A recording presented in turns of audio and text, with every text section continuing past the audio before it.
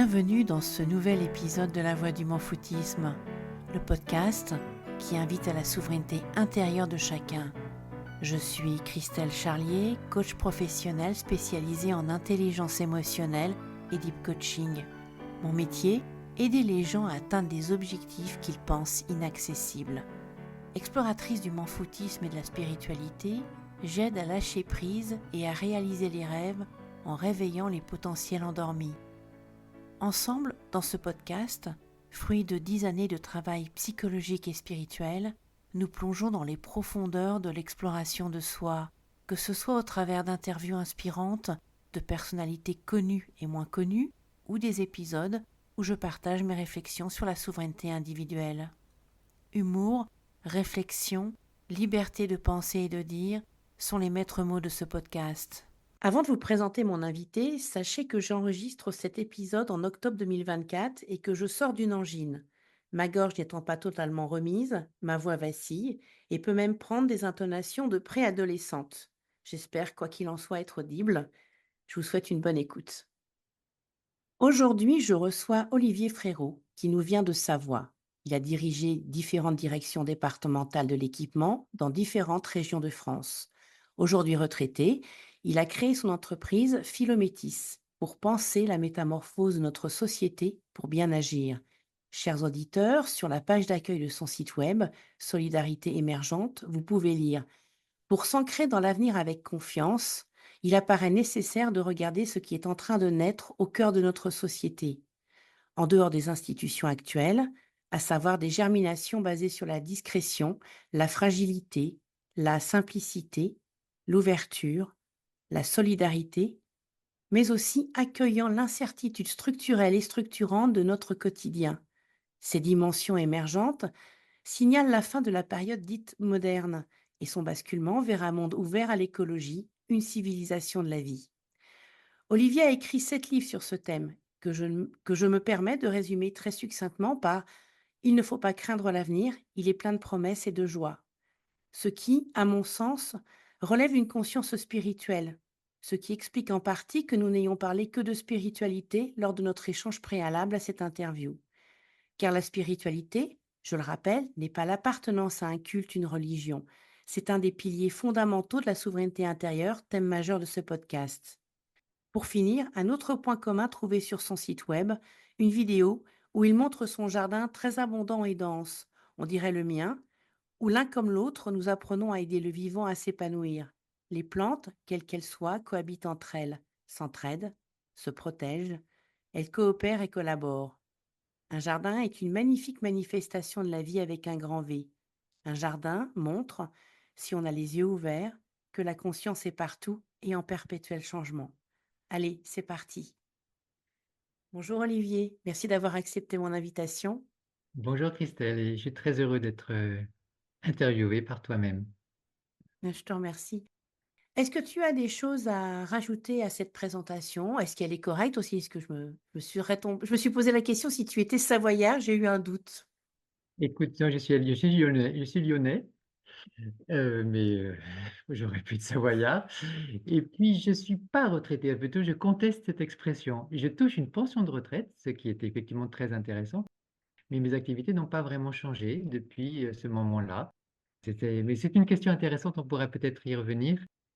J'ai les statuts des personnes, c'est qui nous enferment un peu dans des cases et moi, j'arrive pas à en sortir. Comme je pense chacun d'entre nous. Voilà, et je pense que la spiritualité, c'est aussi cette capacité de sortir de toute case. Oui, je suis d'accord. Totalement. Alors la première question que j'ai envie de te poser, c'est par rapport à le texte que j'ai lu de ton site web. Tu parles d'écologie. Alors on peut mettre plein d'idées derrière ce terme, donc j'aimerais savoir quelle est ta définition de l'écologie. Question importante, hein, parce que ce mot est beaucoup utilisé. Pour moi, c'est une philosophie au sens profond du mot, c'est une manière d'être au monde, c'est une façon d'être en relation avec les uns et les autres, et avec, sa propre intériorité aussi. Bon, je me réfère souvent à l'étymologie des mots, hein, oikos, logos. Je dirais la science de la maison commune. Alors cette maison commune, peut être très large ou ça peut être mon propre corps. En tout cas, voilà, c'est une façon d'être en relation je dirais, vivante et qui fait croître la vie pour moi-même. Voilà, donc c'est une philosophie profonde. Donc qui te concerne toi personnellement, mais qui concerne aussi ton environnement, comme ton jardin dont j'ai parlé tout à l'heure. Et la société. Et la société des humains et de tous les vivants. Donc ouais, c'est pour ça qu'on peut enfin, c'est un mot qui pour moi qui est très qui est très intéressant, très important, mais à condition de l'ouvrir largement comme cela. Pour alors le mot logos en grec, c'est on va du côté de la philosophie justement, voilà. Trouves-tu que ce mot est enfermant actuellement tel qu'il est utilisé? Ça veut dire que beaucoup de nos mots sont abîmés en fait par la façon dont voilà, dont on pense pas assez, je crois. Et beaucoup et ce mot-là aussi parmi tant d'autres. Même le mot spiritualité, on va y revenir. Voilà, je pense que c'est nécessaire aujourd'hui de prendre le temps de dire: «Et qu'est-ce que tu veux dire par ce mot-là?» pour s'accorder. «Ah oui, OK, OK». Sinon, on se dispute souvent, de façon un peu bête parce on n'entend pas les mêmes choses sous les mêmes mots. Ouais, oui, donc il est aussi un peu, voilà, un peu ouais, c'est pour ça que tu me poses la question d'ailleurs, qu'est-ce que j'entends derrière ce mot-là? Tout à fait. Bah justement, qu'est-ce que tu penses quelle est ta définition du terme de spiritualité? Alors là encore, je vais chercher un peu l'étymologie, hein, spiritus, pour moi, c'est le souffle, c'est le vent qui souffle. C'est-à-dire, on est du côté de la vie et pas du côté du concept. On est du côté, de ce qui me soulève, de ce qui m'enthousiasme, de ce qui me fait me réjouir, de ce qui me moi et les autres vieux, on est du côté de la vie. C'est ce mot-là que j'utilise aussi. Alors, en grec, c'est pneuma, en hébreu, c'est roua. On est plus du côté du vent, hein, du vent qui souffle, de l'énergie profonde. Heu, c'est ça, c'est comme ça que ce mot me parle. Donc parce que le mot esprit qui revient en français et c'est là encore, on ne sait pas de quoi on parle quand on dit esprit, il faut encore prendre beaucoup de temps pour en parler, de quoi tu veux parler. Voilà. Donc je pense que spiritualité, c'est cette dimension, quelque sans doute la plus intérieure, qui souffle à travers mon corps, à travers mon intelligence, à travers mon âme, qui me vient d'ailleurs, voilà. C'est pas je maîtrise pas le souffle, ce qui me ça, c'est très important. Je suis traversé par un vent qui vient d'ailleurs, et qui me rend vivant. Très intéressant. On aura peut-être l'occasion d'y revenir tout à l'heure. J'aurais une question un peu, peut-être un peu étonnante, mais quand j'ai vu la vidéo sur le jardinage, je me suis posé la question, est-ce que pour toi, jardiner, c'est un acte spirituel? Ah oui, hautement spirituel, pas tous nos actes, mais celui-là particulièrement. Je dis volontiers que dans mon jardin, toutes mes intelligences, sont sollicitées, se manifestent et alors derrière cette qui anime mes intelligences, je pense il y a ce souffle, spirituel. Oui, parce que, bah, je me sens vraiment d'abord, je suis heureux d'être dans le jardin à alors on a encore nos mots sont faibles, je trouve, à être avec les plantes, les insectes, les différents animaux. Pas beaucoup les plantes, hein, évidemment. Alors quand je dis être avec, c'est aussi, en semer, c'est aussi parfois en enlever et c'est et donc c'est à la fois, bien sûr une pensée, c'est une action avec, beaucoup les mains, les pieds, on se tord un peu dans tous les sens, donc quand on est dans le jardin, la vue, la l'ensemble des voilà, le mot sens là prend tous ces sens justement. Je crois des 3 sens du mot sens, dans le jardin et je crois que je suis aussi appelé à ma vocation d'humain, alors moi singulièrement, mais par l'ensemble des vivants qui y sont, de faire croître la vie, puisque c'est un peu pour moi un peu un mot d'ordre, si je puis dire. C'est quoi mon job, là d'humain? Et c'est de faire croître la vie. Alors là où je suis, hein, avec dans ce jardin-là, alors bien sûr aussi ailleurs, mais et c'est particulièrement, enfin c'est complètement central dans le jardin, quoi. J'expérimente vraiment profondément, l'expérience, le fait de le faire et de le penser. Si je peux me permettre d'apporter ma petite touche perso, c'est vrai que moi j'ai un jardin depuis 3 ans et ce que tu dis, je le vis aussi, c'est fantastique. C'est en plus la nature, la vie, qui nous entoure, elle réagit très, très vite à nos actes et elle nous donne beaucoup. On apprend aussi beaucoup, tout le temps. C'est une formation permanente. Il y a une générosité, alors bien sûr que la vie est contradictoire aussi, hein, il y a la vie et la mort, mais il y a cette générosité, des fruits quoi, des fruits du jardin, hein, qui c'est voilà, qui est merveilleuse quoi. Mmh. Alors maintenant ce que je voudrais te demander, c'est, Parce que ce que je constate là, c'est que la spiritualité est dans tes actes au quotidien, dans ce que tu fais. Et comment est-ce que ça s'est manifesté, la spiritualité dans ta vie? Ça a commencé quand à émerger dans ta pensée, dans tes comportements? Écoute, je pense que ça a toujours été comme ça, mais alors, à quel moment j'y ai pensé? Écoute, moi, je viens d'une famille, classique française, bah, de petite bourgeoisie de province, mais mon père était médecin de campagne. Une famille, fortement déchristianisée, mais je me suis toujours intéressé aux traditions spirituelles et religieuses, par moi-même, hein, et depuis toujours à toujours. J'ai toujours été un peu à part dans ma famille, parce que oui, je me souviens quand j'étais enfant, bon, d'abord, je jardinais avec ma maman, quand j'étais gamin, j'allais à la pêche, j'étais passionné par les insectes. Bon, et je pense que et pour moi, c'était des joies d'être ainsi, et cette joie, elle vient de la prof de on peut vraiment appeler la spiritualité, quoi, de qu'est-ce qui m qu'est-ce qui m'anime au sens, voilà, qui m'anime, qui et petit à petit, j'ai essayé comme je suis aussi un intellectuel, si je puis dire, ou j'aime la pensée plus exactement pour être plus précis, c'est de penser quels mots on pouvait dire, et puis quelle tradition au sens, large et au pluriel pouvait m'aider à mieux comprendre, à me comprendre ça, à me relier à d'autres, à des grandes histoires, et à des contemporains, et à de l'avenir. Et c'est là, effectivement, les traditions religieuses, alors la tradition chrétienne particulièrement, mais les autres aussi m'intéressent, éminemment. Dans leur immense diversité, hein, chacune, donc dans ce nourrissement-là, je suis bien, je suis content, parce que ça rejoint aussi effectivement l'expérience concrète de chaque jour et de chaque instant presque, hein. Mais est-ce qu'il y a eu un déclic à un moment donné pour que tu sois, on va dire, l'élément perturbateur de ta famille qui pense différemment et qui cherche des choses qu'on ne cherche pas forcément? Alors si s'il y a un déclic là en t'écoutant, bien sûr, dans ma mémoire s'active, je pense à un voyage en Inde que j'ai fait j'avais à peu près 20 ans, et quand je suis allé, notamment, à l'ashram d'Aurobindo à Pondichéry, où j'ai lu, les textes des théologiens indiens, hindous en l'occurrence. Tout d'un coup, ça fait vraiment j'ai dit: «Mais c'est ça!» Bon, et alors j'ai fait le choix, de ce voyage, de dire quand je reviens en France, parce que bon, à cette époque-là, il y a quand même un certain temps, il y avait des occidentaux qui s'étaient un peu perdus en Inde. J'ai dit: «Non, moi je reviens et je travaille profondément ma tradition chrétienne en l'occurrence, pour pouvoir, à partir de ces fondements, pouvoir être en relation, profonde avec les autres traditions». Ce qui s'est passé, je suis retourné en Inde d'ailleurs, depuis. Donc je pense que d'un point de vue intellectuel là, et donc aussi expérientiel, puisque c'était un voyage, donc ouais, dans l'ambiance d'un ashram, et puis j'ai fait aussi un pèlerinage en Inde avec un ami que j'ai rencontré là-bas. Voilà, un pèlerinage hindou, dans le Cachemire. Ça a fait vraiment, voilà, OK, il y a comme un point de fondement. Je me dis: «Je continue là-dessus, c'est important». Voilà. On peut dire ça, et donc j'ai continué, hein, mais avec mes propres ressources, je suis me suis bon, mais j'ai rencontré des communautés diverses et variées, mais j'ai toujours été assez indépendant quand même. Et maintenant, dis-moi, qu'est-ce qui, dans ce cheminement que tu as fait spirituel, qui est finalement personnel et qui est pas communautaire, même si, tu as croisé des communautés et que elles t'ont forcément nourri et tu les as nourries. Qu'est-ce qui t'intéresse sur le chemin, que je vais l'appeler le chemin d'éveil, mais ou peut-être plus justement dire chemin spirituel personnel?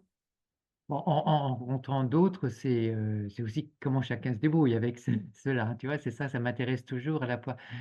Mais dans la vie, concrète, au sens de la matérialité, de sa concrétude, et comment ce souffle-là anime aussi les autres, hein, et comment moi enfin, bien sûr, si je le reçois, c'est qu'il est aussi en moi, hein.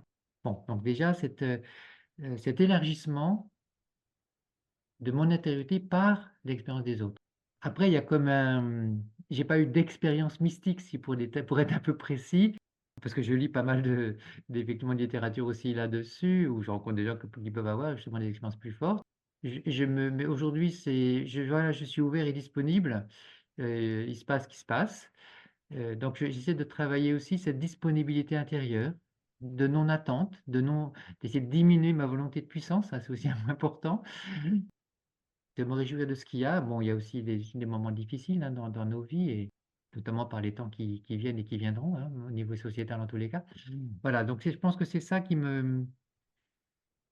m'anime, c'est voilà cette disponibilité, cette ouverture à ouvrir de plus en plus. Voilà, je pense que le chemin de la spiritualité, pour moi, c'est d'être, de plus en plus ouvert, avec mes petits moyens, si je puis dire. Mais bon, au fond, quand même, d'augmenter ma confiance en la vie qui est en moi. Ça, je crois que parce que beaucoup d'entre nous manquons un peu de confiance et je pense que je progresse pas à pas là-dessus. Non, mais c'est clair qu'effectivement, on nous apprend pas forcément à avoir confiance, mais moi, ce que j'entends dans ton discours, c'est qu'en fait, tu considères que le chemin spirituel, c'est avant tout un chemin qui est personnel, où on avance pas à pas et que les autres nous nourrissent aussi. Et mais il y a aussi une phrase je crois que c'est Sénèque qui a dit ça, tu m'inspires ça, c'est, «La seule chose que je sais, c'est que je ne sais pas, mais je suis ouvert et j'apprends». Bah, je rajoute ma petite touche derrière. Qu'est-ce que tu en penses? Oui, oui, oui, enfin, je pense que c'est personnel au sens où tu viens de le dire. Après, il y a effectivement, une culture, une civilisation ou des civilisations, des cultures, des histoires, des traditions dans lesquelles, nous sommes évidemment inscrits en tant que voilà, en tant qu'être humain vivant aujourd'hui concrètement. Oui, c'est ma responsabilité au sens profond du mot, quoi.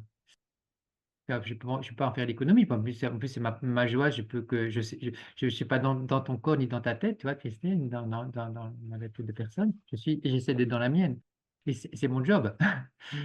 Heu, mais ce qui me réjouit, mais c'est que c'est aussi ton job à toi, Christelle, à chacun d'entre nous et quand nous nous en alors c'est ce qu'on fait tout de suite là grâce à toi, quand nous partageons ça, ce qui est quand même trop rare dans notre situation contemporaine, et c'est bien, quoi. C'est juste, c'est bien. Voilà. Et là, c'est délicieux parce que, chers auditeurs, vous connaissez pas Olivier, enfin et moi non plus, je le connais pas et en fait, comme vous savez, ces grands sages, on en parle souvent, qui ils arrivent tous aux mêmes conclusions spirituelles. Alors on se positionne pas avec Olivier comme étant des grands sages l'un comme l'autre, mais quoi qu'il en soit, on arrive aux mêmes conclusions. Après avoir fait notre propre cheminement personnel, spirituel et ça, c'est fantastique. C'est un chemin d'humilité, d'apprentissage et de liberté finalement, qui permet en fait d'avoir un discours qui est beaucoup plus juste et nuancé. Donc recevoir Olivier aujourd'hui, mais c'est un vrai délice pour moi. Et le mot de liberté là que tu as prononcé m'importe beaucoup. C'est enfin, redécouvrir la profondeur de ce que ce mot porte. Quelle est cette liberté? Cette liberté de dire oui, en fait, Ou non aussi. et c'est pas rien. C'est parce que je peux dire non, en fait, plutôt je peux faire non.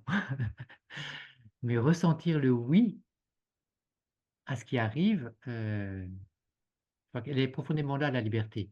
Oui, dans l'acceptation de ce qui est, c'est ça que tu veux dire? Oui, mais plus même l'acceptation, le mot même est pas faible, tu vois? Je veux dire, mais un consentement, un «oui, allez, on y va», quoi. Tu vois? Il y a comme une énergie de «oui», tu vois? Ça tu vois? Je force le mot, c'est pas seulement une passivité. Il y a un accord, il y a un accueil, on pourrait dire du côté du passif, ça me déborde, c'est bien d'ailleurs, mais il y a une acceptation qui est une acceptation dynamique dans ce «oui» que je me permets d'affirmer.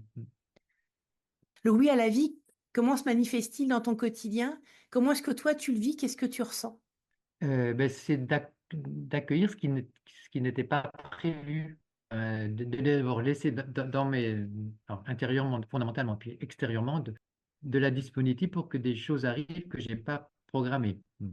Alors par les temps qui courent où je suis, alors justement, où j'ai une pension de retraite comme je disais tout à l'heure, j'enlève pas mal de choses pour pouvoir, répondre oui à des rencontres. Fondamentalement, les oui que je dis, c'est des voilà, tu m'as contacté, on s'est contacté d'ailleurs après j'oublie comment ça se passe, ça m'intéresse quoi et ça, c'est ça qui se manifeste le plus clairement et chaque jour, évidemment, parce que enfin évidemment, en tout cas, telle est ma vie aujourd'hui. Il y a voilà, il y a des personnes qui viennent vers moi d'une façon ou d'une autre, où je me laisse aussi, bon, il y a le temps, tu le temps qui dit: «Tiens, je vais dans le jardin, je vais ailleurs».